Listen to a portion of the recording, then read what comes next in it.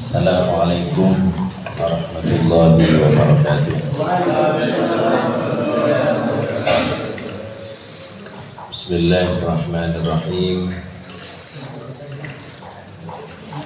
Alhamdulillahirabbil alamin. Wassalatu wassalamu ala asyrafil anbiya wal mursalin Sayyidina Muhammad wa ala alihi wa sahbihi ajma'in.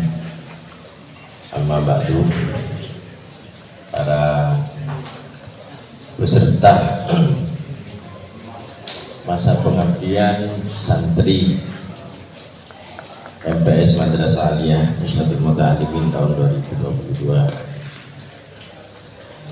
Alhamdulillah, ini sudah kesekian kalinya kita akan mengikuti proses akhir dari pembelajaran di Madrasah Aliyah Nusratul Muta'alimin, yaitu dengan mengikuti masa pengabdian santri. Sebenarnya masa pengabdian santri itu berlangsung mulai hari ini sampai akhir hayat sebenarnya, karena semuanya akan berisi dengan pengabdian, tetapi dibatasi hanya 1 bulan.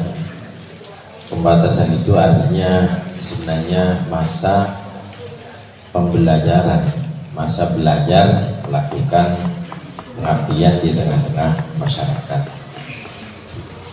Jadi sifatnya belajar selama 1 bulan. Salawat dan salam semoga tetap tercurah limpahkan kepada baginda Rasulullah Muhammad sallallahu alaihi wasallam. Jadi masa pengabdian ini akan bertempat di tempat yang baru, dalam suasana yang baru, lingkungannya juga belum banyak dikenal, artinya juga baru. Ini nanti pasti penuh nostalgia, makanya nanti akan dikunjungi, karena yang berkunjung juga merasa ingin bernostalgia di tempat itu, dan pasti berkesan. Apalagi peserta MPS tidak ada yang berwajah sangar ya, semuanya berwajah bagus sekali, berwajah ceria, akrab, santun dan sebagainya. Menjadi kabar gembira bagi tempat di mana MPS itu dituju. Saya juga sering mengajukan permohonan agar ditempati MPS, tetapi tidak terkabulkan, karena dulu pernah sudah 2 kali. Jadi terus mengajukan, tetapi ya belum dapat terkabulkan. Padahal warga sana, warga di tempat saya itu selalu merindukan adanya MPS itu. Jadi kalian sudah ditunggu kedatangannya, di mana titik itu ditempati nanti. Jangan khawatir. Nah, sekarang kita ingin memahami dulu apa itu pengabdian menurut perspektif pesantren. Jadi pengabdian menurut pandangan orang pesantren itu yaitu sebuah kegiatan yang ditujukan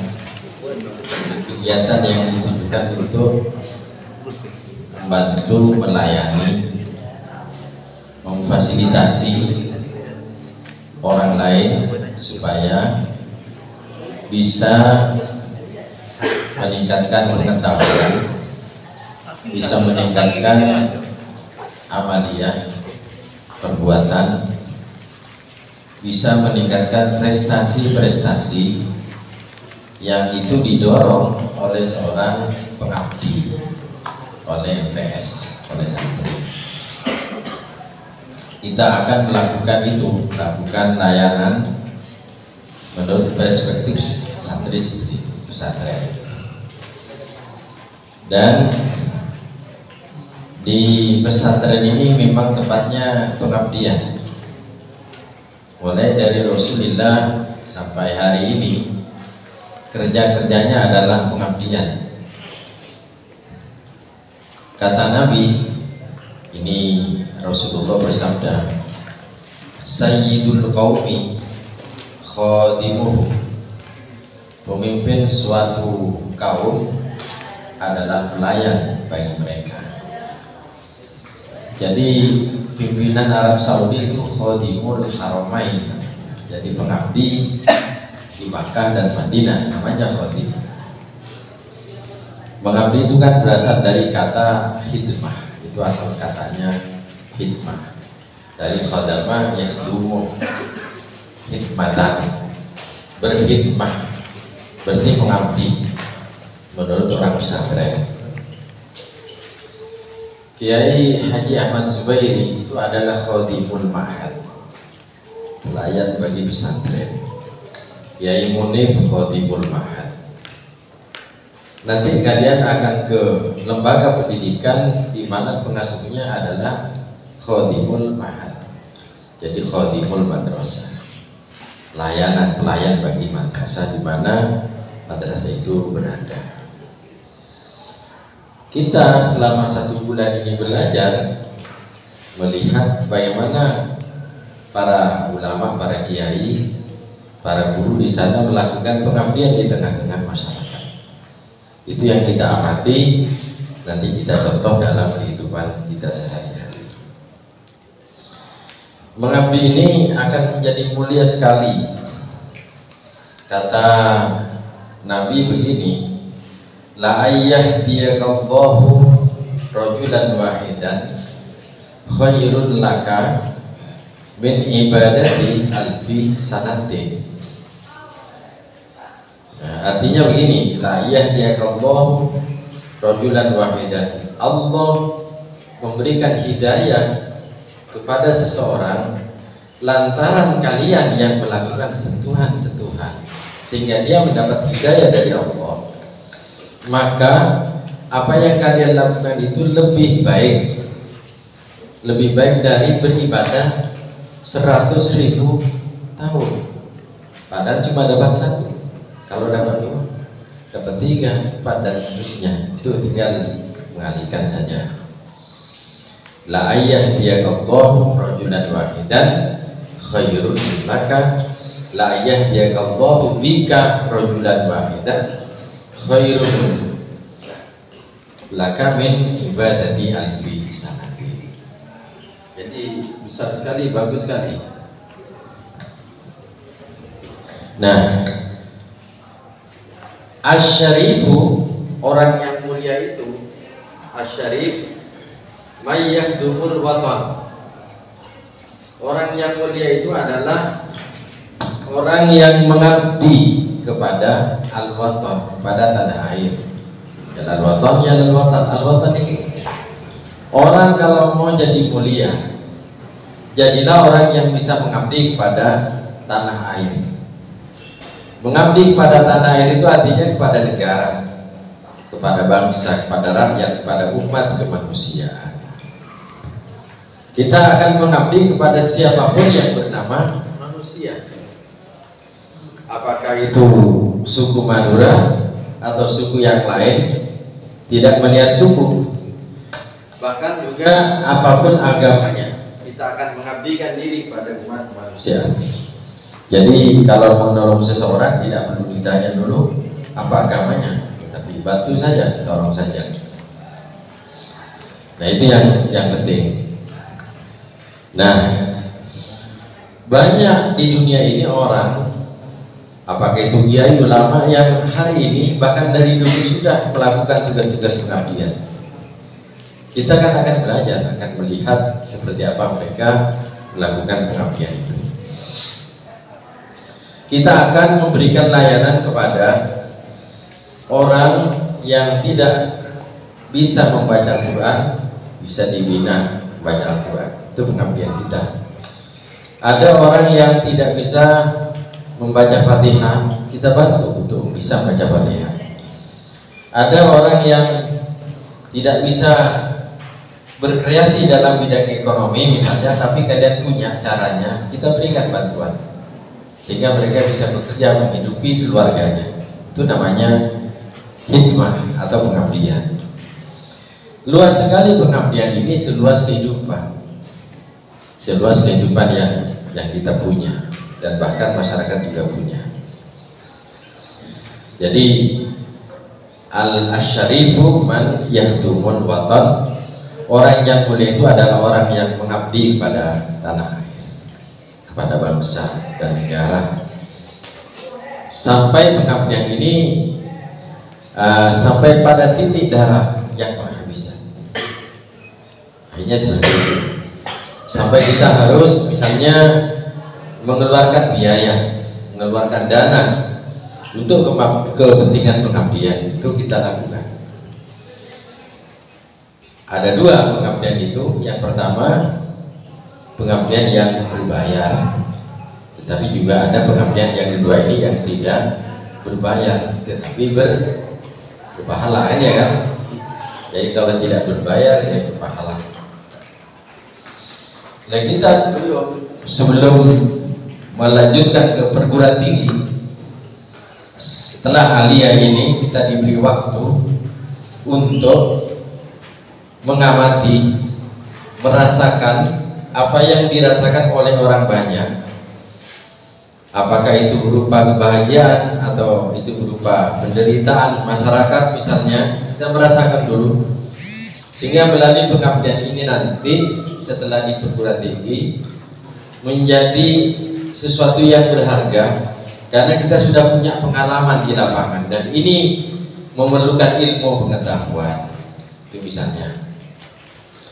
Karena beda anak sekolahan dari TK sampai aliyah, kalau disuruh, nah, bana butuh bejeng, kita apa bejeng, tak bisa mau bejeng, ya jaga aja, tak bisa jaga aja, ya nakal lah ya.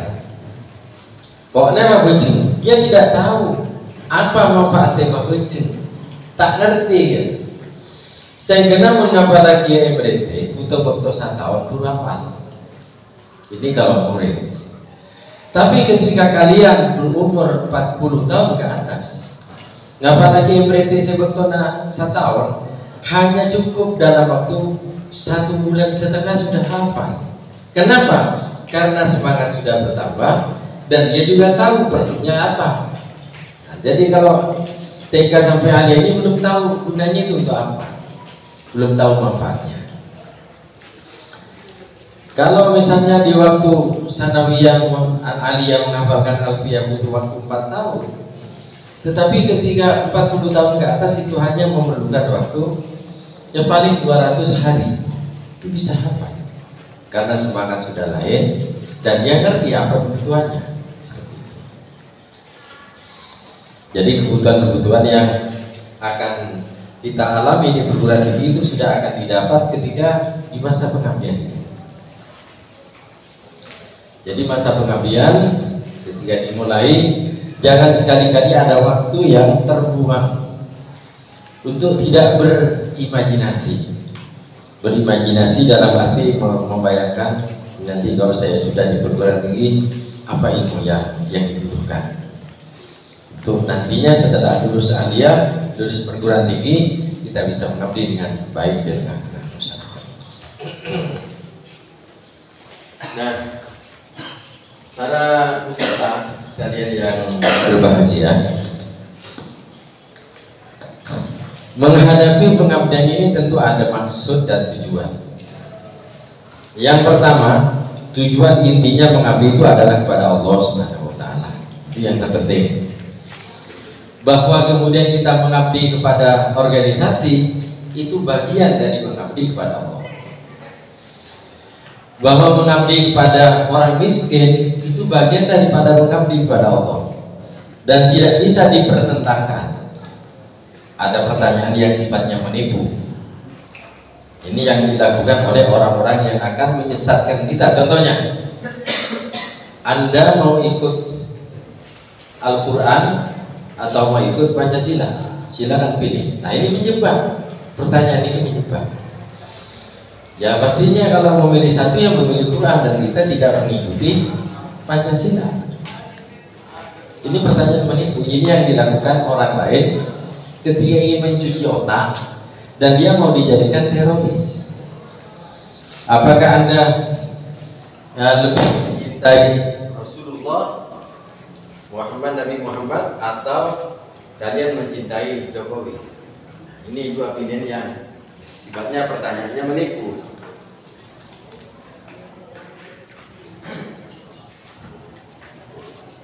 Nah, padahal kita memilih Jokowi sebagai bagian dari kecintaan dan ketaatan kepada Allah Subhanahu wa taala. Jadi kalian memerlukan kecerdasan untuk memahami. Sebelum kecerdasan itu kita juga memerlukan ini, bahwa di dalam pengabdian ini cita-cita kita yang mengabdi. Kita tidak ingin bercita-cita menjadi orang yang mulia, bahwa ketika orang yang mengabdi menjadi mulia itu hanya akibat, bukan tujuan. Kalau ada orang yang mengabdi tetapi dia ingin mulia, itu salah, bahaya bahkan. Maka ini akan sejalan dengan firman Allah, Inni alal azizul rahim. Saya adalah maha perkasa. Ini bahaya. Ini sifatnya iblis. Bahaya sekali.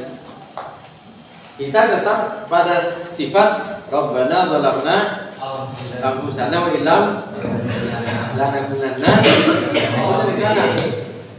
Jadi jangan pernah merasa kita ingin menjadi orang yang mulia, tetapi mengabdilah dengan baik dan akibatnya nanti kita menjadi mulia sendiri. Kita tidak usah bercita-cita menjadi orang yang terkenal, karena terkenal itu hanya akibat saja. Akibat dari apa yang kita lakukan sebagai sebuah pengabdian. Jangan sakit hati ketika orang tidak menghargai kita. Misalnya ada orang yang mestinya menghormati kamu lalu tidak menghormati kamu, sakit hati. Salah. Jangan. Kita tidak punya kepentingan untuk dihormati orang, dan orang juga tidak wajib menghormati kamu. Yang wajib bagaimana kita semua bisa menghormati orang lain. Jadi jangan sakit hati ketika orang lain kurang menghargai kita. Jangan sampai seperti itu. Kita jangan pernah merasa tersinggung dengan sikap seseorang yang kurang berkenan, ya. Jangan pernah tersinggung dengan sifat seseorang yang kurang berkenan. Ini yang harus kita pelajari di tengah-tengah kehidupan hikmah itu. Akan menghadapi nangan brutal. Gua dengar itu orang saya tak pakai kok nasi itu baik malah tak peduli dengan orang lain. Gua ada beberapa ke orang ajar malah. Kita jangan tersinggung jangan sakit hati dengan seperti itu. Karena itu memang Allah sengaja menampilkan sikap itu di hadapan kalian, lalu Allah ingin melihat bagaimana sikap Anda yang terbaik. Itu maksudnya. Ibu dan anak semangat, Allah itu sengaja menghadapkan anak-anak nakal bahaya sama kalian. Jadi kita perlu kesabaran. Artinya kita tidak wajib dihormati, tetapi kita wajib menghormati orang lain. Ini penting. Yang kedua, jangan sakit hati karena lapar. Kalau lapar ya lapar, kalau nasinya belum ya tunggu saja. Ya kita cari. Kalau sudah ketemu ya makan saja, nggak usah marah-marah, ya kan? Karena apa? Karena sumber emosi yang terbesar itu ada di perut. Bila gini, pas bila mulai biasanya marah langsung naik hitam. Maka Nabi ini naik tinju. Padahal itu kecintaannya. Jadi jangan pernah mengidolakan makanan apapun yang enak-enak. Tetapi kalau temu makanan enak, makan saja. Kalau misalnya makan kemudian ikannya tidak cocok, ya sudah, kalau tidak mau jangan makan. Gak usah ngomong yang macam-macam. Kalau mau makan ya makan saja, nggak mau ya sudah. Kata Nabi, Cak Dito, kopi ya Rasulullah. Oh iya, oleh Aisyah. Bila eno, aja nih, udah dalam kota hujan, langsung ya Rasulullah. Saya Rasulullah nyaman. Jauh benda nyaman. Kalau saya begitu, pasti sakit hati, marah luar biasa. Tetapi yang diharapkan kemarahan ini ditahan, jangan marah, senyum saja. Tapi Siti Aisyah demikian. Biasanya kalau Rasulullah minum, Sri Alhamdulillah, Sri Alhamdulillahirobbilalamin, Sri Alhamdulillahirobbilalamin, alladzi an'amana wa at'amana wa saqana wa ja'alna muslim. Tapi itu kok tidak, kok langsung sekali minum. Nah, dikontrol lah di dapur, jangan-jangan kena yang lain. Ternyata setelah dicek, aduh, yang ngambilnya salah, bukan kena gula tapi kena garam. Ingat, gulanya nggak mau marah lantaran itu. Kalau bisa menahan marah yang bab ini sudah mampu, yang lain itu gampang sekali, gampang sekali. Abine bini naduson, tenang, cukup ya kita dengarkan saja. Anggap itu mengikuti kuliah maghrib atau kuliah subuh. Bini gigir, oh ini kawan anu, ya senyum saja, minum kopi. Nanti setelah mana ada orang marah sampai 5 jam, nggak mampu kan ya? 5 jam, setengah jam aja capek ya kan? Kalau udah berhenti deh, udah habis orangnya deh, nggak marah lagi. Tapi kalau mau marah, saya masih siap mendengarkan. Wah, ini kan hebat. Jadi kalau orang mau menahan emosi yang faktornya adalah dari makanan, maka emosi-emosi yang lain itu jauh lebih mudah ditahan ketimbang yang satu ini, yang makanan. Ya, nah ini kita akan berhadapan dengan macam-macam orang, dengan orang yang kadang ngomongnya sembarangan. Iya, contoh, buat dari ngalake bini, orang talango, abini gak kerja. Pas atelah mulai, saya datangi, saya lalake desa, maka itu mana mau sore kuana. Dapat desa, rengkuana semuanya. Anika bini nak bulan orang aja. Bapak juga coba dan seterusnya. Bapak nak keping aja. Di hadapan saya marah. Enggak, saya tersenyum saja. Kok bisa tahu dia? Kan ya kan? Nah, selesai mereka ngomong sudah setengah jam. Saya cukup mengajukan 2 pertanyaan. 1, sampean kok tahu kalau istri ini coba? Kan sampean juga tahu. Sementara saya di tetangganya juga nggak tahu apa-apa. Kok bisa? Itu 1. Yang kedua, napa putra napa mamatul ke sampean? Ada apa putra lain? Mun mamatul kan tak lebih. Udah, sudah kau. Makanya ngomong mas jangan sembarangan kan ya kan? Nah ini, kalau kita emosi duluan, ya nggak bisa kita. Karena bila emosi tak mau datang, tangan kau gak berkembang. Nah ini ngancam. Nah ini yang akan dihadapi di tengah masyarakat. Makanya mestinya memang sebelum pengabdian di madrasahnya itu ada ilmu yang namanya ilmu mantek dulu, ilmu cara berbicara yang baik dan cara memahami orang berbicara seperti apa, bagaimana strategi kita memberikan jawaban-jawaban yang tepat, menohok tetapi sopan, kan gitu. Saya pernah juga di tengah jalan, ia bawa orang bencana itu, saya mau mengajar sini jam 7 sampai jam 7 kurang 20. Orang di sana dia, tarang saya, Mas, saya mau mengajar. 10 menit lagi saya balik lagi ke sini. Jangan kemana-mana. Kalau mau letak saya, tunggu di sini. Saya tidak akan takut. Ya betul. Bapak sabulaan di tugas dulu. Kalian tugas.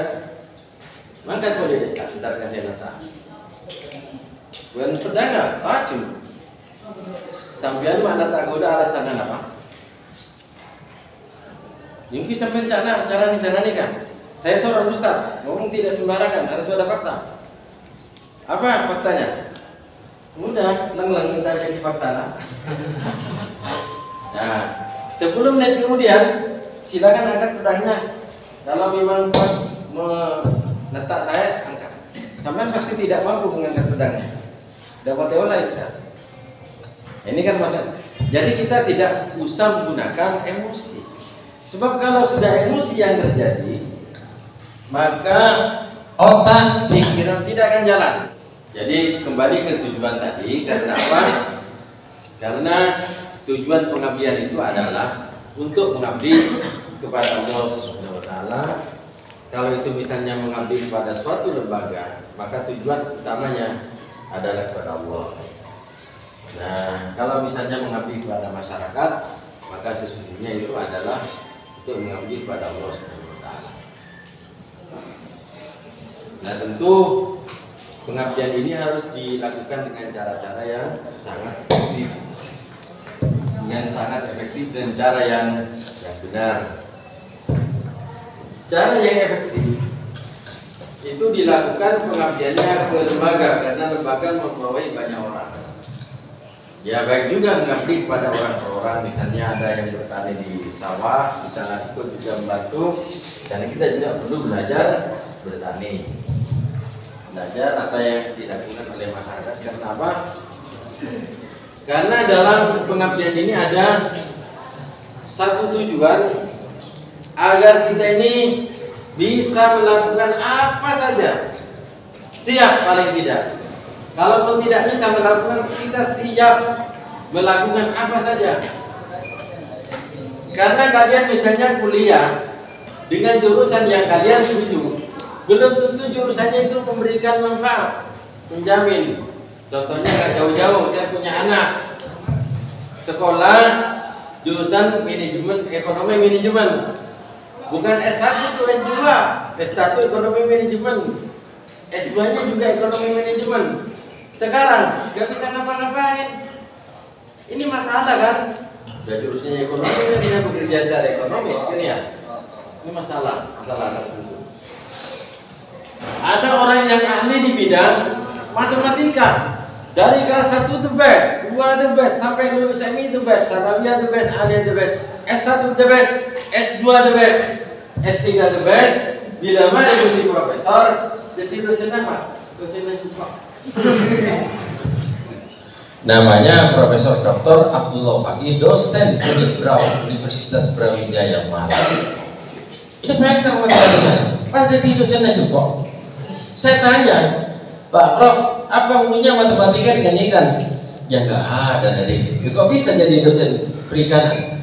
Ya takdir lah, ini gampang saja jawabannya, takdir ya gampang kalau takdir. Itu masalahnya. Nah, kita ingin dalam pengabdian ini kita bisa melakukan apa saja, sehingga apa yang dilakukan masyarakat itu ladang untuk belajar. Misalnya yang ngajar santri, kita belajar ngajari santri. Misalnya mereka bertani, ya kita belajar bertani. Misalnya mereka memelihara hewan, kita mencoba belajar memelihara hewan, memahami. Sehingga kita nanti kalau sudah terjun ke masyarakat, mau kerja apa saja, sudah tidak ada rasa kaku, minimal itu. Urusan kaya, miskin, bukan urusan kamu, tapi urusan Allah Subhanahu wa taala. Allah sudah punya jadwal. Misalnya Jalil hari ini miskin, nanti setelah S1 dia dapat kaya. Kalau sudah beristri, dia dapat beli sepeda motor. Dia punya anak 1, beli mobil. Punya anak 2, beli truk. Kayak begitu. Itu sudah ada jadwal itu. Nah, tugas kita itu bukan itu, tapi tugas kita bekerja dan bekerja. Kerja itu wa may yarju liqa rabbih fal ya'mal amalan sholihan. Jadi kita bekerja sesuatu yang betul-betul profesional. Jadi intinya kita di pengabdian ini menjadi ajang untuk belajar apa yang kita dapat di sana, dan diharapkan apa yang kita pelajari itu bisa menjadi sesuatu yang bagi kita kemudian istimewa. Dalam arti kalau melakukan sesuatu, lakukan yang terbaik sehingga menjadi menjadi merek kalian, menjadi merek ketika kalian sudah beranjak. Nah, nanti kalian ketemu dengan orang desa yang yang mereka sebenarnya santun, tapi kadang-kadang juga dari segi tradisi mereka juga kurang baik. Mereka punya kesukaan yang tidak nyaman, berbeda dengan kita. Jadi kita mencoba menyesuaikan diri dengan kehidupan yang baru di tengah-tengah masyarakat. Jadi kita jangan sakit hati, karena kalian ibarat pengantin sudah ditunggu-tunggu di tempat di mana pengabdian itu akan hilang. Kalau misalnya ada santri yang sampai di tempat itu tidak kerasan, ya jaga aja, tak kerasan jaga aja. Karena detik bila bini bisa tak pernah ya. Abi yang mana bini tak pernah, bisa jadi. Jadi padahal bila bini lain boleh masalah nah. Bini nak mesti cari ini masalah kan. Kalau nyari bini tak cari tak heran mo. Bahkan ada santri saya ini pas bini nak cari paling saya kalau sakit. Kalau balik saya bini sakit apa? Ini seberas. Ani tak tahu aja kok kalau udah tak cari misalkan deh balik saya. Ini namanya tidak normal. Yang normal adalah kosu. Nah, biasanya menurut setan dari akhirnya dia menjadi waliullah. Di bila bini ada cari alhamdulillah ada dia waliullah. Kadang bini nak gila tak pak? Boh, nak gila. Kita pernah dikira waliullah pun kena cari. Ya usahakan cari mina agak meningkat. Betul. Semakin kiai ini meningkat kualitas kewaliannya, bimina semakin keren. Ya kita sudah semakin kuat. Jon terti belina sebentar ini. Pas akhirnya sepi di lapangan. Bini nak kiai saya cuma tak cari bin. Bu tak. Kiai sangat Sabtu Arifin, Rahmat Waliullah, Rajina. Super. Yo ini Bengkalan, Rahmat, Rajina, super cari. Begitu. Saya ini nyabis sekolah kiai, sealim, sewaro, tapi berbini kan buat. Jadi saya kiai namanya benda jina ya. Puru tujuh muncak. Ini kepintar lagi nego udah tak ada kita. Kini nyambi pada lebih berat hijau. Itu muncak ya dari saya. Banyak kan? Belum sampai detik lagi nak. Mare itu kok. Tapi saya lihat sang kiai ini pak tersinggung. Dia kersok, tak kersok. Senyum merah.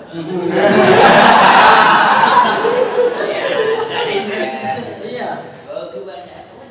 Nah, apa kemudian kalian punya rasa kok kabini? Nah, enggak juga. Enggak. Tak takut kabini. Kita ini langalai. Benikah langalai. Karena apa? Ya karena musitungnya kita cinta. Jangan tapi sampai. Hah? Iya. Orangnya kali buri. Apa burinya nyata kali buri lagi?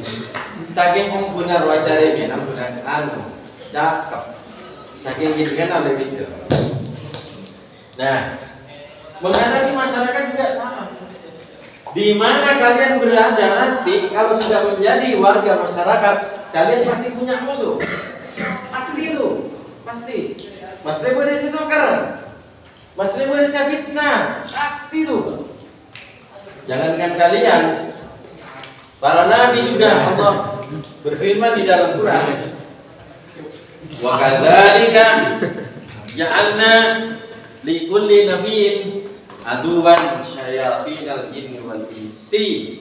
Dan demikian juga kami jadikan setiap para nabi itu sudah disiapkan oleh Allah seorang musuh, baik itu setan jin maupun setan manusia, sama-sama ada. Saya itu sama istri 4 Empon kulen kaya tak pernah ngalle pada bui. Bo, ngalle pada bui. Kan kuda tak pernah kaya datang ku cari-cari kak. Bu tak nyaman. Akhirnya nyoba kayak buka tempat lain lah. Sehari 2 hari nyaman. Bila sambulan, oh iya saran boleh. Ya sama itu. Saat di sini di apa yang ya? Aing berat dengan itu semua sama. Jadi alamnya sama karena yang menciptakan cuma Allah bukan yang lain.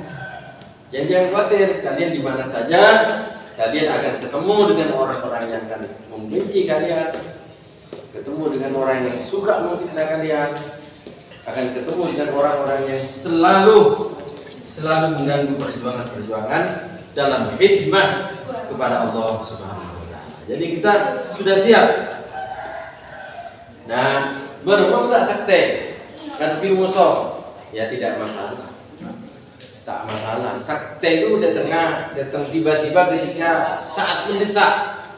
Temu-temu laju kampak musuh balik. Misalnya apa yang dibudinya mana? Hah? Kipli. Kipli misalnya. Tak sengaja temukan kampak maling kampak. Langsung sakte dan mendadak. Tak tahu lagi juga udah sudah ini. Kok bisa? Ya dia bertanya-tanya. Jadi kemana kita itu hadir? Kata Nabi, tidak ada ujian musibah yang diberikan kepada para nabi dari Nabi Adam sampai hari ini ujian sebesar dengan ujian yang diberikan kepada saya. Enggak ada. Nah, maka saya ingin mengatakan begini, sebenarnya khidmah atau pengabdian itu ada 3 lah kriterianya. Yang pertama, khidmah berupa apa namanya? Cita-cita, keinginan, niat. Kita ingin begini pada masyarakat, ingin yang terbaik buat masyarakat misalnya. Kok ingin dia anak-anak tak tahu macam kitab selama sebulan kami terawat. Ini ada keinginan, ada imajinasi, ada cita-cita. Ini namanya hikmah. Hikmatul qalbi, hikmatul qalbi, hikmahnya hati, cita-cita. Yang kedua yaitu hikmah yang berupa perkataan-perkataan. Perkataan-perkataan itu adalah perkataan yang terbaik. Perkataan yang terbaik ini semacam mutiara hikmah. Kata-kata yang singkat tetapi penuh makna misalnya. Ini penting ketika kita memberikan kata-kata kepada orang, tentunya kata-kata yang enak didengar. Jadi walladzina idza itu nanti qalu salama. Kata yang selalu menunjukkan semangat perdamaian. Kata yang selalu diikuti dengan senyuman. Belajar begitu. Kusma bagus. Nyamana idarah ya. Idarah ini maknanya kusma bagus. Kalau dituliskan dalam bahasa Arab ada peribahasa dari fidarihim, dari madumta fidarihim. Jadi berbaik-baiklah selama kalian berada di sebuah perkampungan mereka. Bun mereka lembur kol-kompol, ya kol-kompol. Mereka lembur kompolan, ya norok kompolan. Mereka lembur mengadakan kegiatan apa, ya kita ikut. Mana biar tuh aja Pak. Ya norok nih, misalnya. Yang jangan terlibat terlalu jauh. Yang mensakte menandi istimewa Al-Marah Kehesa, yang Muhammad Ciru. Pernah dengar? Kehesa pengasuh pesantren Al-Huda? Ya kan pengasuh. Jadi mabodat pun aja Kehesa nih. Yang besar. Bila mana juara satu dari tarik pada itu ini kan larang ya itu di berapa? Dua sekat. Ya betul jadi. Nah, Kiai Muhammad pada tunajam nih. Karena dia ya punya pengaruh. Ajudan seneng ya, seneng gue udah nikah dia berkat aja. Batak nyambi aja. Dia udah tadi bisa boleh aja. Ini kayak barengan aja, ini anak. Jadi hadirin bila malam salah senti dan Nabi Muhammad cekat baju nikah berbojola sampai anda tengah pilih coba ngerek wajah Yesus. Apa lo kapi? Si tukang semua aja itu dimakai Muhammad bila malam salah sah wajah Yesus. Maka tersisalah kumpulan Nabi Muhammad setahun petong sampai terbeluk sampai hari ini. Kumpulan apa pun dan ngaku aja mah hilang sengaja. Nah ini kan agak risih kita mengikuti itu aja. Dari Yencang tanda ya hati. Mana pilih pencung? Ya kan. Apa orang itu tak ngerti cara nah yo bisa daya kan? Kita jangan langsung kontan. Jangan kayak Kapolda Timur kemarin, Andulang di rumah. Para dia mengkol, membuat keputusan, membuat datang ke tanda, wallahi wa nabi tatang. Akhirnya bila berdatang dia khawatir. Terjadilah yang namanya permusuhan antara warga masyarakat dengan para dia. Itu bahaya sekali. Jadi Wali Songo tidak seperti itu. Wali Songo tidak begitu. Jadi Wali Songo tidak membuat kaget. Para pengabdi ini datang di tengah masyarakat, jangan membuat masyarakat itu kaget. Tetapi bagaimana kita mengikuti alur seperti Islam datang tidak memberangus tradisi, tapi Islam datang merawat tradisi dan mengganti dengan yang terbaik. Contoh, Dimma berdelangker, besok di Indonesia itu berdekat bilang. Nah, palangker itu, langgar ini dulu tempatnya agama lokal, namanya Kapitayan, namanya langgar atau sanggar. Jadi langgar sanggar ini punyanya agama Kapitayan. Tempat apa? Tempat melakukan penyembahan kepada Sang Hyang. Akhirnya oleh Wali Songo disingkat menjadi sembahyang. Jadi langgar itu apapun kayak Bogor yang ingin dalam si melakukan penyembahan ritual kelompok, yo baga usolli fardhu subhi Allah badal matku. Tak kaget, tidak memberangus, tetapi yang mengganti sedikit mengganti. Caranya begitu yang dilakukan oleh Wali Songo sehingga Islam masuk di Indonesia ini termasuk mukjizat. Termasuk mukjizat bil apa namanya? Mukjizat bil afal yang hanya satu-satunya terjadi di Indonesia. Ketika Islam datang ke Eropa dengan kekuatan senjata, lalu mereka menang, maka mayoritas menjadi Islam. Tetapi warga berpikir, sayang orang-orang ini adalah kaum penjajah. Akhirnya mereka diam-diam menyusun kekuatan. Pada saatnya nanti mereka melakukan pemberontakan, habislah lagi Islam, menjadi mayoritas Kristen dan Katolik lagi di sana. Tapi di Indonesia sampai hari ini tidak ada dendam dari Hindu, tidak ada dendam dari Kristen, semuanya menerima dengan lapang dada karena masuknya Islam itu ya dengan bil hikmati wal mau'izah, dengan hikmah, dengan bijaksana. Seperti kebijaksanaan kalian ketika mau terjun di tengah-tengah masyarakat. Jadi ya, mungkin tidak ada pesantren ini dia salaman menurut seperti mahramah sudah bisa dilakukan, laki berbini tak bisa tolong. Sementara kalau di sana, mak, kenapa dek? Pakai tela mak, ya kan? Doa. Bisa terjadi seperti itu di tempat yang lain. Nah, lagi teknologi ini menjadi dekat sekali hubungannya. Ya kita lihat lokasinya. Menceritakan tradisinya begitu ya silakan ikut. Tetapi nanti ada cara bagaimana pada suatu saat kita bisa merubah secara pelan-pelan dan tidak larut mengikuti tradisi mereka itu. Dan kemudian yang ketiga, pengabdian dalam bentuk kegiatan dan bentuk perbuatan. Tadi itu semangat, cita-cita, keinginan. Yang kedua, kata-kata yang baik. Dan yang ketiga berupa perbuatan. Perbuatan ini banyak sekali ragamnya. Misalnya setelah turun di sana, ternyata orang tak tahu kejeng Jumat, kita mencoba nulis bermori kejeng Jumat pertama, maka dari engkau dapat sih baca Allah waj'al fi qalbi nura wa fi basari nura. Kita tulis kat kebetulan kitab.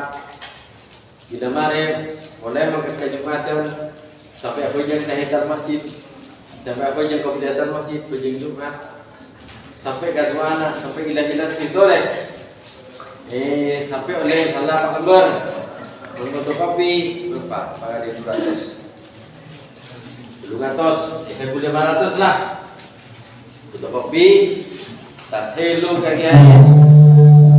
Itu bina kiai apa di benar yang mengatakan Jumatan ketika itu kita saya musuh kiai, wah ini sudah benar, kita fotokopi, kita kasih nikah biar mulai Jumatan kayak itu berkat jalan. Siapa apa? Ikut sama kayak itu kartu.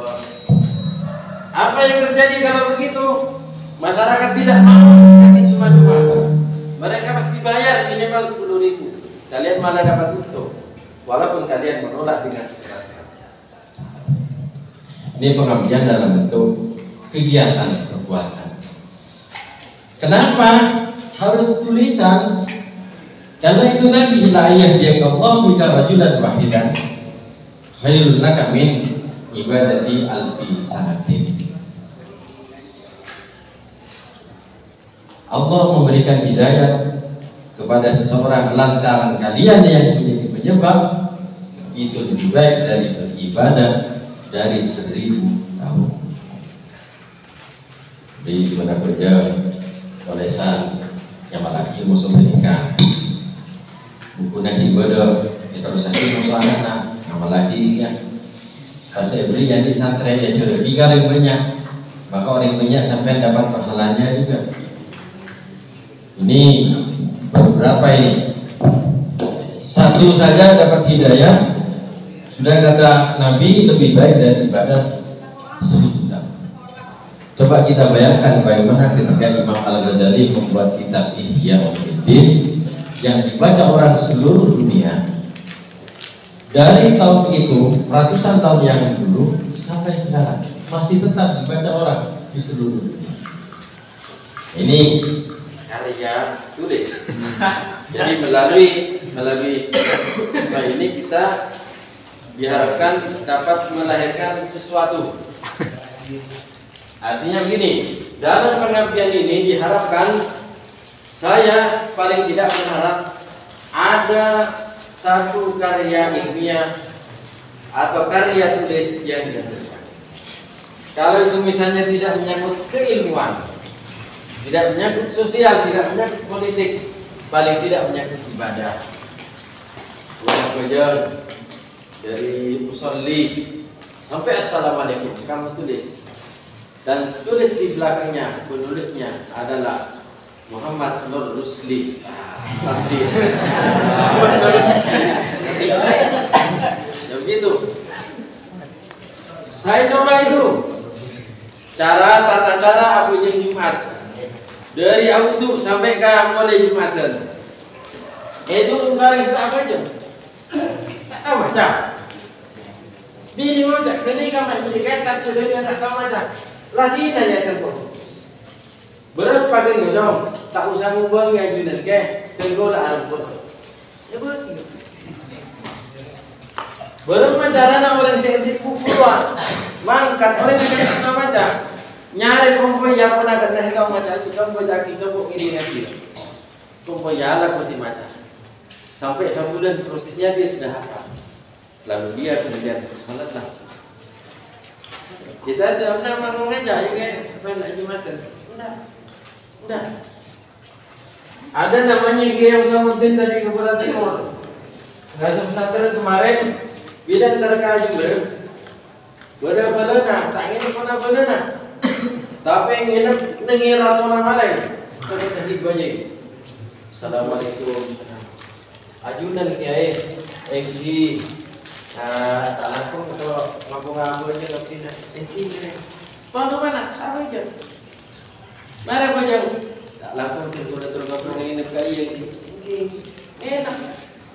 Duhur, asar, maghrib, isya, subuh, salat bisa gaya. Lakuna, amin. Oleh sambudan, makan boleh kaji ber. Tak inap kona taretan, inap kona atau nama lek. Kampung apa aja? Akhirnya tak tidak sih maleng. Oleh tu lokal entar, maleng nggak mau. Aku jengkia.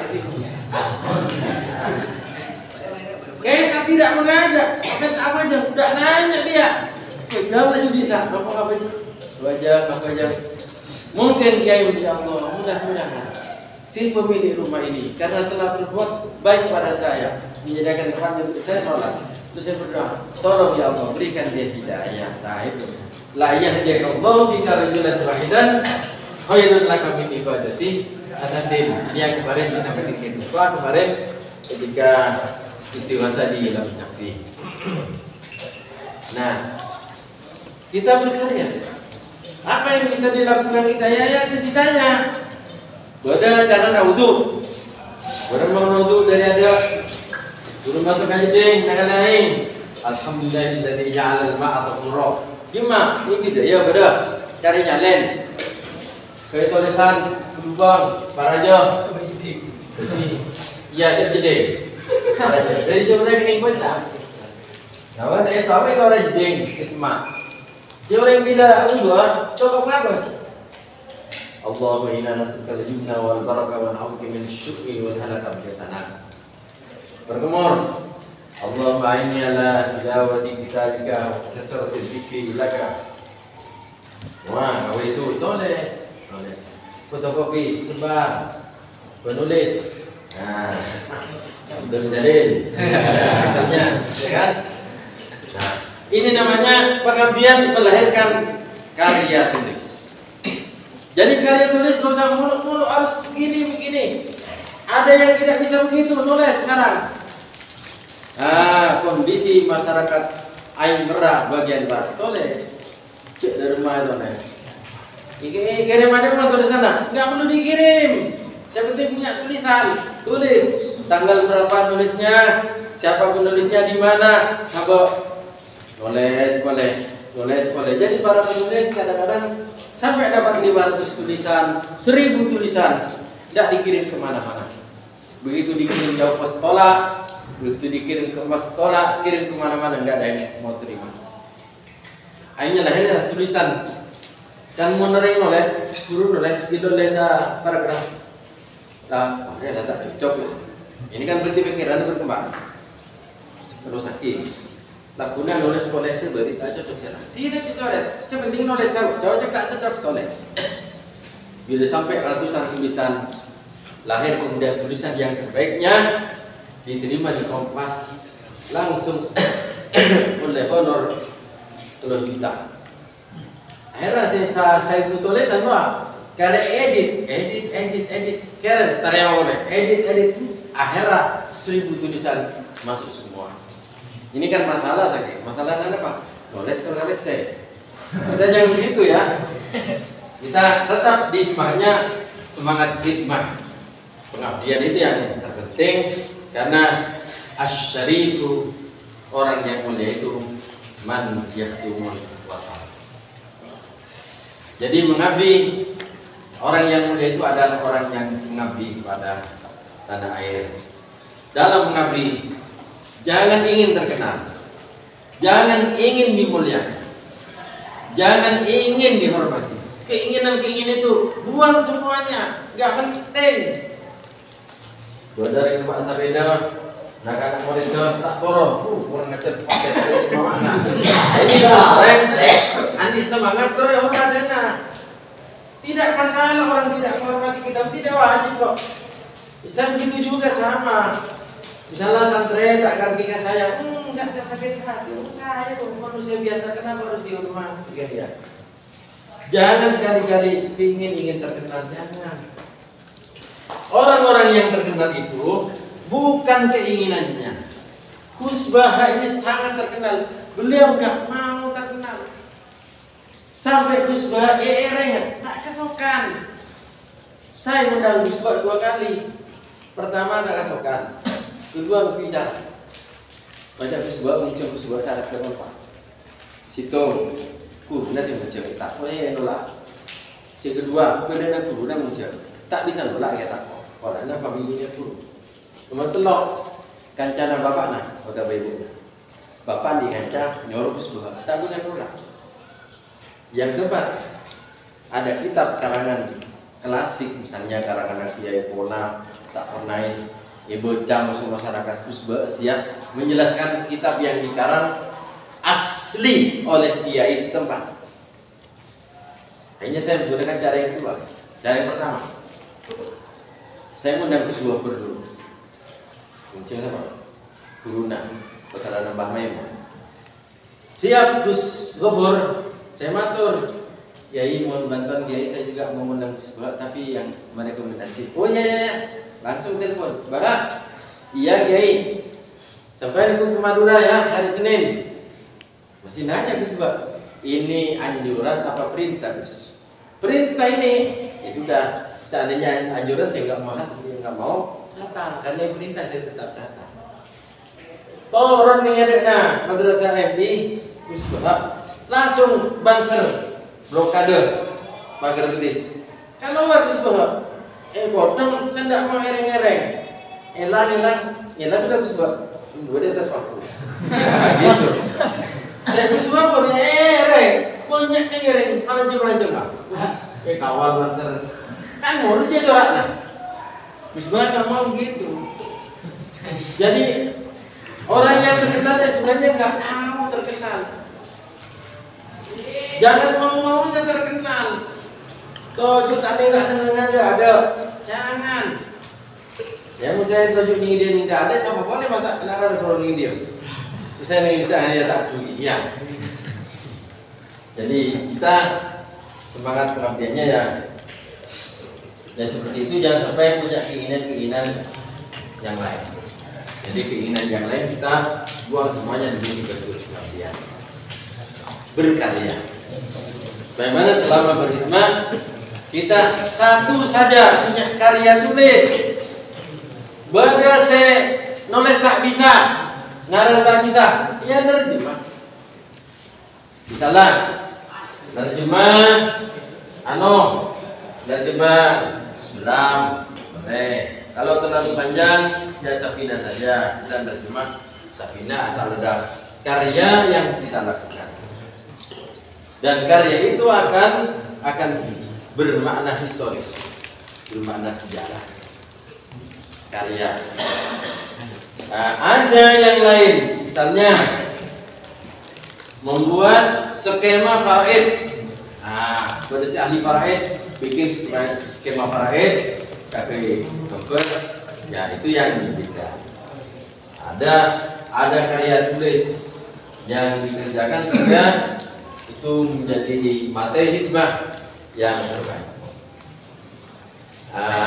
Mau ngajari qiraat, Asyura, kesana mudah dan tak cukup teo, tak bisa aja, paling bisa sabone, akhirnya kalian harus sudah pindah lagi, sudah pulang. Hanya yang dilatih nggak sampai berhasil. Boleh tak bisa sekali, tak bisa sekali. Karya tulis tak bisa. Ngajari ilmu tak bisa, ngajari apa sekali tak bisa. Ada lagi tak bisa kapi. Nyanyi sih bisa, apa yang bisa? Ya, beli Quran agar kain tu arba Quran. Larang dulu Quran kain tu pak, berempat Quran. Ya, beli surat Yasin. Siapanya sempurna kita teman Nabi ngaji Yasin kain tu apa bisa pagi. Soalnya si budinya mana ya kan? Alek itu kan, kemudian Alek misalnya, kemudian misalnya membelikan pen, ya dulusin ikan boga santrene pen anak-anak, oleh sekolah dojo, oleh solawatnya tetap selama masih ada di tulisan itu sampai hari kiamat, yang nulis dapat pahalanya. Saya nyumpul benar dapat juga. Jadi sama-sama dapat. La yanqusu min ujurihim syai'an. Jadi sedikit pun tidak kurang dari pahalanya. Jadi kita belajar di hikmah ini, kalau misalnya zakat ya, zakatnya harta dagangan 2,5%. Zakat emas sama 2,5%. Kita mencoba di pengabdian ini, setiap punya uang, dalam pikiran kita 2,5%, bukan niat zakat tapi niat infak. Kalau nanti 100.000 sisakan 1.500 kabeh karepku. Mun nanti 10.000 sisakan berapa 10%. 5%, 2%. Mun 1% 10.000 berapa kan? 100 ya. Timbun 2% dengan dulu ya. Mun nanti 10.000 itu saya katakan, nanti bisa 100.000 dikulit 500. Pokok dalam uang 100.000 kita berinfak 2.200. Mulai kita berinfak, dia akan menjadi orang sukses di masa-masa yang akan datang. Karena orang sukses itu kunci yang paling gampang, yaitu dermawan. Papinternya orang Pak generasi king orang nggak cerai, bisa macet di tengah jalan. Yang mendermawan itu sukses pasti. Sukses. Jadi menurut dari sukses jadilah orang yang dermawan ya. Akhir nyumbang. Bahkan kalau di zaman Rasulullah itu yang menjadi tradisi apa namanya? Ithar. Apa ithar? Langan naik besar wa yu'thiruna ala anfusihim walau kana bihim khasasah.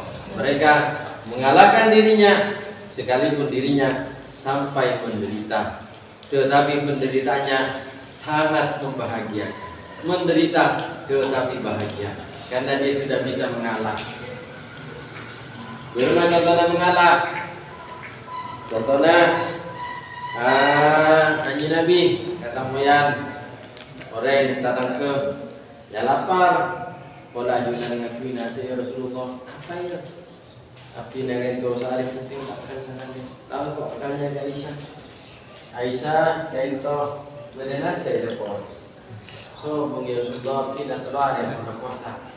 Beliau kita lalu dari sahabat, orang tahu biar nak. Engki ya Rasul, lakukan ditamu itu nasi. Kondi nasi, engki pada yang dicampur pada itu. Betul ya. Untuk apa dibentuk? Ani dah putera nasi kita itu enggak dulu. Sebutnya betul. Sedangkan anak kita itu nasi, nah ibu kita tamu. Dia memberikan kepada tamu, mengalahkan dirinya dan mengalahkan anak. Nyaman kita mengalahkan. Segangi dengan anak. Enggak, dia dapat. Masa mau sih hidupnya cacai demi tamu. Wa yu'thiruna ala anfusihim walau kana bihim khasasah. Jadi di kalangan sahabat itu yang namanya mengalah sudah menjadi tradisi. Jadi mengalah saja tradisi. Akhirnya mengalah inilah yang kemudian bisa menyebabkan satu dengan yang lain bagaikan bersaudara yang sangat kuat. Coba bisa dapat data di beras kan? Benar-benar ya ini benar. Nyaman data saya di beras terpaksa tak ngangkat. Padahal gue di beras kayak gila. Nah kalau dia tahu kita itu mengalah, dia akan mencintai kita secinta-cintanya karena mengalah. Karena mengalah ini yang dilakukan oleh Rasulullah SAW yang kata di dalam riba itu Rasulullah punya sifat dermawan karraihil mursalah pada angin berat ketika Nabi tak ningan di pan di panah begitu kasus siapa tadi Timur Rasulullah sarena beda balotan. Begitu balotan. Mungkin beda balotan tak saren.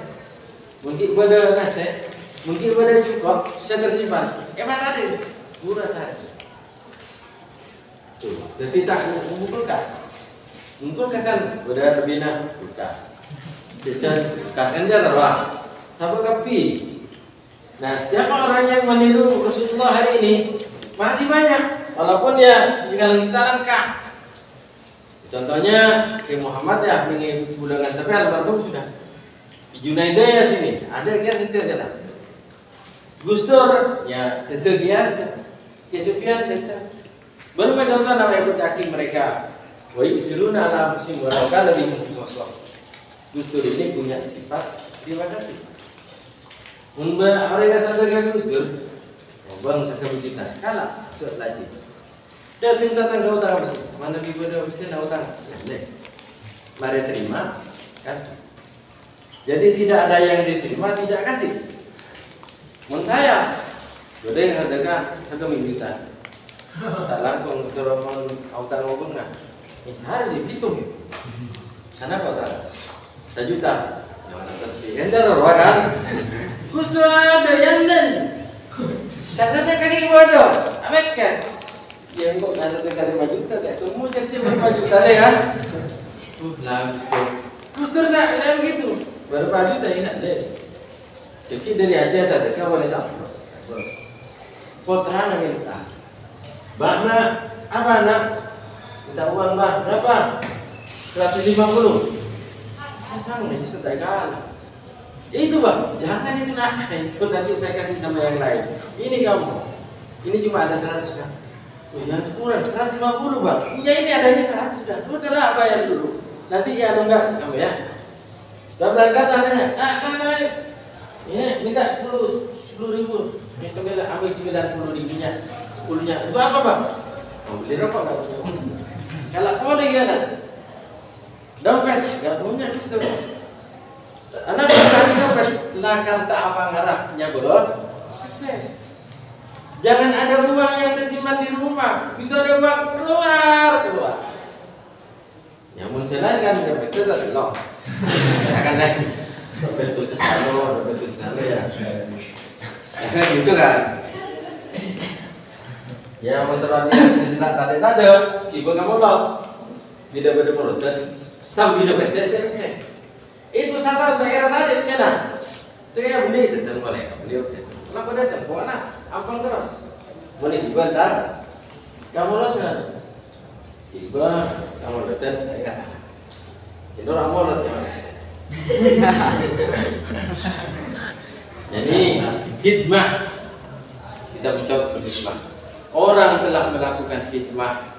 Para kiai, seandainya di masyarakat itu tidak ada kiai sengajari ngaji, sengajari itu apa jam, mungkin negara ini sudah hancur. Karena apa? Siapa ngurus keamanan? Ya keamanan urusannya para kiai. Tentara ya tidak mungkin mampu lah. Berapa jumlah polisi satu Polres satu kecamatan? 16. Jumlah di sana 16. Tetapi polisi tongi bangsa di sana orang tu. Koramel lah berapa? 16. Di sana 16. Berapa jumlah penduduk Indonesia? 240 juta. Berapa jumlah polisi na? 500 juta ke? Jumlah tentara na? 500 masih kalah sama bangsa. Berapa jumlah bangsa se-Indonesia? 7 juta. Kalah sama bangsa. Tapi itu pun tidak cukup. Menjaga keamanan di masyarakat. Iya di sengajar, sengapti di masyarakat. Dengan ibu kona. Tak laku kan. Tak kasabel. Tak ala pun apa-apa. Nanti anak-anak takut ngaji baca. Ya kan? Pulang pun ngaji, balik dulu ngaji kitab, malam ngaji kiana. Bila 1 tahun, LP apa? Pet rasa cukup ya. Ada begini ada. Tak boleh kiai kisah rohas sebulan berdaya 2 juta. Ada. Mana sana cara lagi bukan? Jadi kiai rata dari masyarakat dia. Boh, ikut sudah. Tu kan. Sekali tak boleh jadi nama-nama aja. Mereka ngajar itu apa yang padahal santai masyarakat kadang kalang ke tak motor uluk ke anak motor rencana anak sampai dong orang mau itu sampai udah Hamid bukan Hamid dia motor orang rencana jika ini lara pernah kiai kampung itu makanya nanti saat sekarang dia meski bukan ngaji denda dong buat sekolah perguruan tinggi mahat di sana daya kalau pakai pengajian wallahi pun nanti nama Pak menjadi apa karena apa sebelum dapat daripada gimana jadi ngaji Quran Al-Fatihah apa je ada apa Quran ada nama Pak nah mereka sudah melakukan pengabdian sejak lama dan mereka juga tanpa pamrih kalian nanti diharapkan menjadi orang-orang seperti itu. Di haji kampung ini siap segala macam. Masa ada peperangan siapa berperang? Masa siapa berperang? Kenapa tak siapa berperang? Nah kan tak pati bodoh, tak pati nunggu kan? Kadang kita berjumat biasa datang ke anak berbuat. Akan lagu kan jadi bodoh datang. Kadang bodoh datang dari kartu. Nunggu kan nama lo. Kasih nada ada pesannya. Ini gaji kampung. Makanya kalian itu datang ke tempat di kampung, jadi kenalilah warga, kenalilah karena kalau tidak kenal kalian tidak akan sayang. Semakin tidak kenal, semakin tidak sayang. Semakin kenal, semakin sayang. Semakin sayang, semakin sayang. Boleh anak-anak mangan. Engkau ini ya selain para bilang kok mulai dari sekolah neng nih embok ini jembatan main gitar sambil rapor nakal kok lebat ada coba ya tak mikir betul ini betul masalah kita harusnya nggak betul karena apa karena ini manusia itu satu yang kedua karena ini materi Nabi Muhammad ya kan oleh betul karena mana saya kata jangan orangnya betul nggak saya kata oke tapi benci sama orangnya jangan kita harus tetap mencintai. Nah, ini yang kita harus belajar dalam pengabdian ini. Ketina abak menjelaskan proses belajar dia dalam pemajaran. Ini hadis terang hati dan Nabi mulang para pemirsa sahabat ngaji sopan lebih nunduk. Yang mana kantor sopan. Kau datang dari Badui, paling Badui, lebat jadi masjid. Mat, dari mana? Mat Nabi. Saya tidak amar. Kau orang lagi dengan jangan terus. Mat boleh cuma. Allah di nama dia dah. Meski jadi ya betul. Iya jadi aku. Mat, masuk mat. Ini suara masuk. Masuk. Senti nomor. Nah senti nomor tunjuk boleh. Ini tak tunjuk dah. Kenapa? Akan ini bangunnya akan masjid. Coba senti nomor teruskan kak. Langsung belak kedap. Tanggela. Allah dia betul kok. Boleh ya. Ya ini namanya kamu cintai dia. Ini contoh. Contoh seperti yang kebetulan ini lapangan dikelilingi santri. Jangan sembarang kita itu membenci sesuatu. Kita mencintai harus. Boleh membenci tapi membenci sifatnya kalau nakal ya benci nakal. Dari pelajaran ini saya kemudian pulang. Bapak nih celedek si biasa agak apa kompol nampung gitar sambil rakorakan. Dari dia beker, ya Allah, saya kan harus mencintai mereka. Bukan hanya itu, saya juga wajib menghormati mereka. Kan gitu kan? Karena apa? Walaqad karramna bani Adam. Kata Allah, saya benar-benar telah memuliakan anak Adam. Allah aja memuliakan. Kenapa saya nggak bisa? Akhirnya Depan ada desak apa ke kanan, saya wajib menghormati. Tor dari saya ada motor kanan. Supaya tak tintai kan? Kadang-kadang saya makan daya baca tontonan. Ternyata turun ke kaki kan? Hormat dia. Ya Allah, saya kan tak perlu dihormati, mereka menghormati sekarang. Nih, jadi orang lain itu bersikap tergantung dari sikap kita, tergantung dari rasa cinta kita kepada orang lain. Kalau kita mencintai, cinta yang datang. Tapi kalau kita membenci, kebencian yang akan datang ke kita. Orang terserah bagaimana kita menyikapi orang lain. Kalau mencintai, Anda akan dicintai. Semakin besar cinta kalian kepada orang lain, maka orang lain semakin besar cintanya juga kepada kita. Mengapa Rasulullah dicintai sedemikian besar oleh umatnya? Karena Rasulullah mencintai sebesar-besarnya kepada umatnya. Terakhir di dalam penyampaian ini begini. Suatu ketika Allah dalam hadis menanyakan kepada Lauh Mahfud, "Hai Lauh Mahfud, mana amanah yang aku berikan kepada kamu?" Ini Allah bertanya kepada Lauh Mahfud. Allah menurunkan Al-Quran dan itu ditaruh di Lauh Mahfud. Nah, Allah bertanya kepada Lauh Mahfud, "Hai Lauh, mana tanggung jawab kamu itu terhadap amanah yang diberikan di Al-Quran?" Ya Allah, Qurannya sudah saya serahkan kepada malaikat Mikail. Mikail dipanggil, "Ya Mikail, mana amanah yang aku berikan sama kamu Al-Quran?"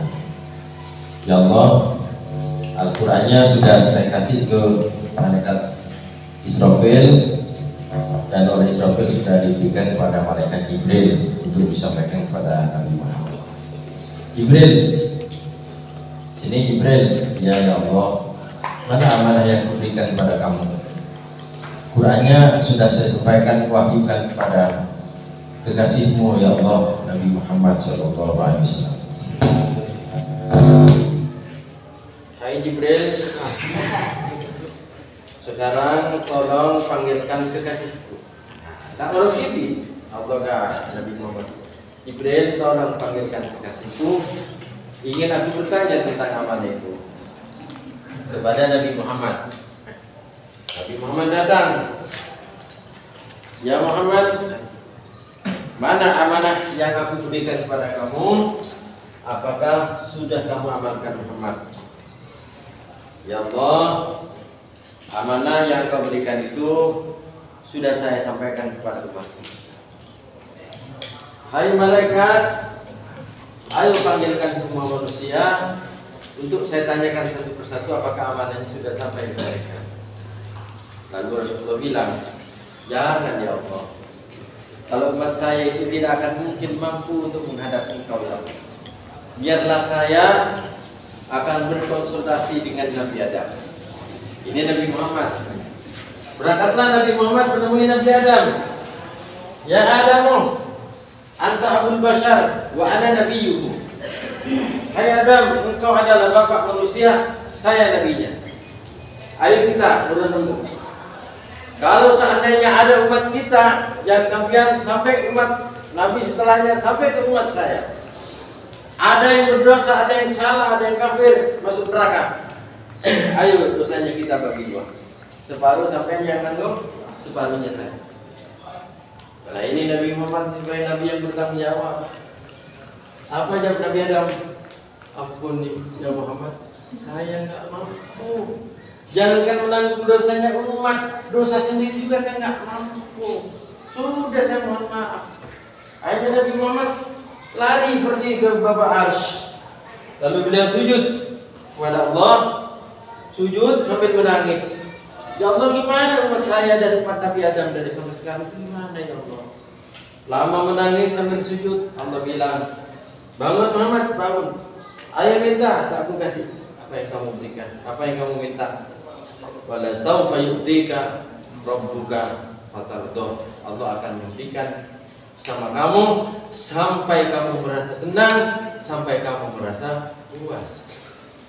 Ya saya minta ya Allah buat saya semuanya. Nah itu kan